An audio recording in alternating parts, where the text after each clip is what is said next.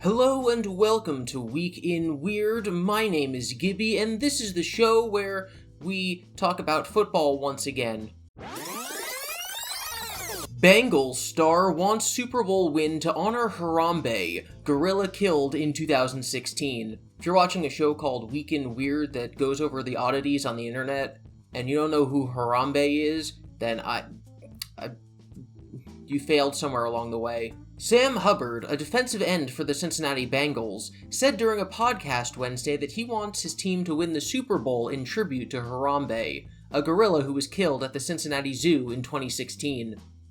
Hubbard expressed his wish to honor Harambe on the podcast Pardon My Take, referring to the late gorilla as the team's hero. The Bengals team has since adopted Harambe as an inspiration, Hubbard told the Pardon My Take hosts. One host asked Hubbard, "Has there been any discussion around the locker room of winning this one for Harambe? Bringing one home for the lowland gorilla?" "Sweet Prince, I mean, that's our guy. That's our hero," Hubbard answered. "I think that's known. Kind of goes without saying, you know. We're doing this for him. And that, my friends, is why I'm rooting for the Bengals over the Rams in the Super Bowl. This is the power of memes harnessed into one moment. If they win, it's because of Harambe." This isn't so much news as it is something that I stumbled upon on Twitter, and it's the funniest thing I've seen in a long time. Alright, so if you're unfamiliar with how Twitter works, we have this video at the bottom was posted by this guy Matt, and then this guy, 0kbps, is now commenting on Matt's post. So Matt's original post was, "The moment I first heard Pinocchio's voice, it was just magical." He only had 22,000 retweets, whereas 0kbps has 53,000, and his caption is, "Literally imagined 50 voices in my head before clicking on this, and nothing prepared me for this stuff. Let's enjoy this together. I'm gonna get my headphones on." So this is a trailer for an upcoming, I believe, Netflix Pinocchio movie.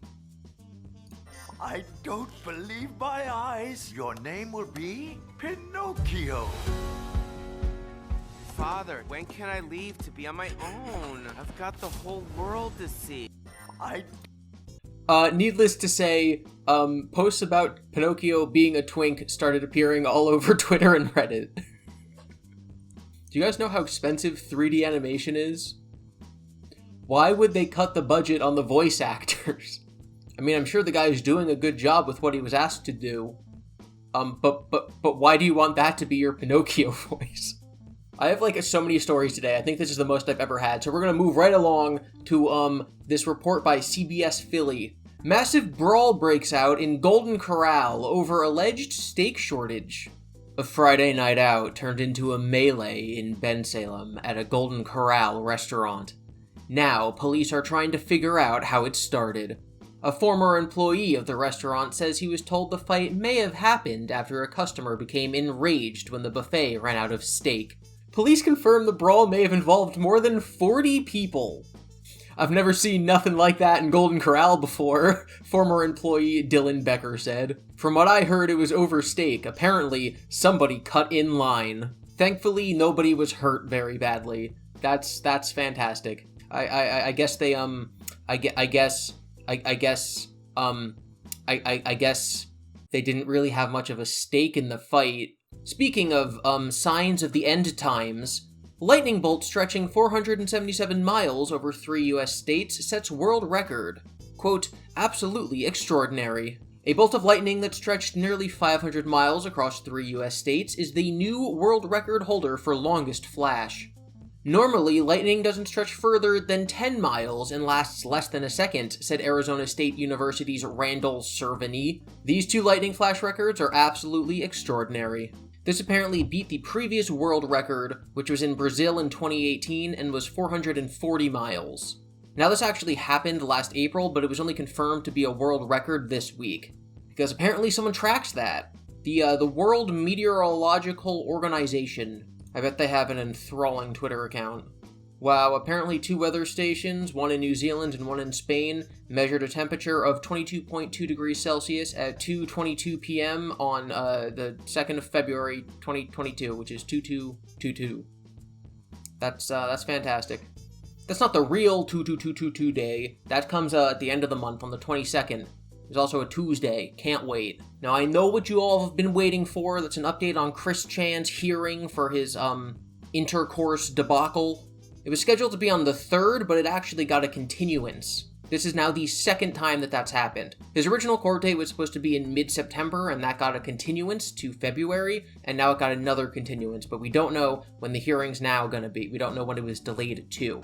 The first time it happened, we knew it was at the request of his lawyer, who we are assuming wanted more time to look into Chris's case, and that he was going to be undergoing mandatory mental evaluation, which theoretically has now happened, so who knows, seeing that he now claims that he's Jesus. But yeah, court date didn't happen. We don't know when it's going to happen. There is no news. I figured he would have called someone on the outside by now, because he can use the jail's phone basically whenever he wants, and he has not, as far as we know. At least no call's been leaked. I'm sure a million people have been writing to him, though. So we'll probably know pretty soon. For this last story of the day, I'm going to have to ask the little ones to avert their eyes. What you see may be disturbing for our younger viewers. BuildABear launches adults-only BuildABear After Dark with PG-13 plush animals, including a sexy devil and a bear in heartprint satin boxers. I saw IGN reporting on this, and I just sent the link to my friend's group chat, and one of them just responded with, no. The company has debuted BuildABear After Dark, which includes some romance-themed teddy bears. BuildABear styled several of the toys into seductive scenes with champagne, a bearskin rug, a roaring fireplace, and roses. Customers must confirm that they are 18 plus to shop on that part of the site, which also includes costumes with champagne, red wine, and rosé. Good lord. BuildABear After Dark appears to include 2 naughty teddy bears wearing satin boxers. I hate it.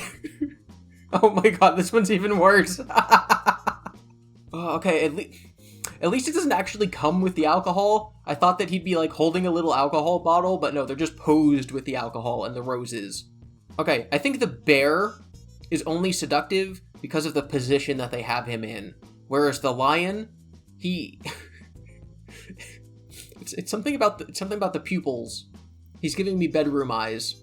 The new After Dark series really leans into sexuality. Wink wink, our gift shop is full of gifts for adults too. Shop BuildABear After Dark for unique gift ideas that are sure to get you hugged. Good lord, stop!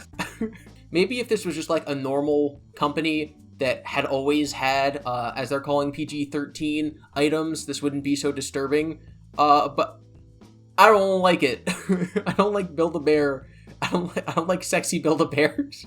Okay, this guy's nice. He's okay. Like, if he didn't have the underwear on, it would just be a normal BuildABear. It's kind of weird. Oh, there is fake alcohol. There's 2 different fake alcohols. Oh, this is something. Okay. $42.50. Fantastic. Oh, you also got the female BuildABears. She's not dressed as sexily as the men. I think that there's some double standards going on right here. It's wine o'clock somewhere. This completely changes how I look at the BuildABear stuffing process, said one user. These range from $40 to $50. I know the BuildABear is expensive, but this is something else. Thank you for watching. You can follow me on Twitter at GiBi_Devin. I assume that there's going to be some Chris Chan updates before next week.